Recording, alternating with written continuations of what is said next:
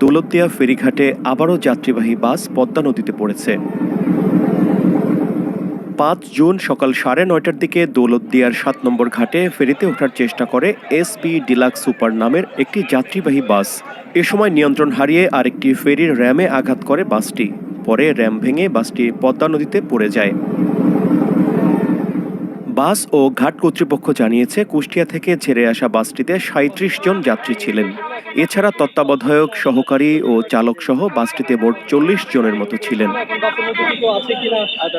তবে ফেরিতে ওঠার আগেই বাসটির যাত্রীরা ঘাটে নেমে গিয়েছিলেন। শুধু চালক ও তার সহকারী বাসে ছিলেন। ডুবে যাওয়া বাস থেকে তাদের জীবিত উদ্ধার করে গোয়ালন্দ উপজেলা স্বাস্থ্য কমপ্লেক্সে পাঠানো হয়। এখানে আসার পরে আমাদেরকে সবাইকে যাত্রীদেরকে নামতে বললো।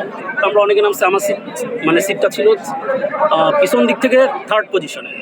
তো আমি একটু ডিলে করতেছিলাম যে আমি নামবো কিনা, আসলে কনফিউজ ছিলাম, কারণ আমি কখনো নামি না। আমি আমার লাইফে তো কন্টিনিউয়াসলি যাতায়াত করতেছি, সাধারণত নামা হয় না। তো আজকে পুলিশ একটু ফোর্স করেই নামাইলো, একটু ফোর্স করে। আমি এখানে আজকে এটা আমার যেটা এক্সপিরিয়েন্স, সেটা হচ্ছে আল্লাহ তাআলা সম্ভবত পুলিশকে আজকে আমাদেরকে রক্ষা করার জন্য পাঠাইছেন। সম্পূর্ণ যাত্রী নামাইয়ে দিয়ে আমি যখন ঢালের থেকে নামি, তখন আমার গাড়ি ব্রেক ফেল হয়ে যায়। সরাসরি নদীতে পড়ি। তখন আমি একাই ছিলাম গাড়ির ভিতরে, আর আমার হেল্পার উপরের থেকে ঝাঁপ মারেছিল। গাড়িতে কোনো যাত্রী ছিল না।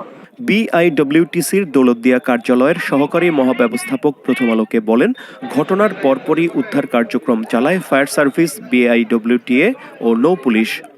সম্মানিত যাত্রীগণ, বাস থেকে নামার পরে খালি গাড়িটি ড্রাইভার সাহেব, হেল্পার সাহেব টনটনে আনার মুহূর্তে গাড়িটি ব্রেক ফেল হয়ে নিয়ন্ত্রণ হারিয়ে ঘাটে থাকা করবি ফেরির পেছন সাইডের র্যাম ভেঙে নদীতে পড়ে যায়। দুঃখজনক ঘটনাটি পরপরই উদ্ধার কাজ চলমান আছে।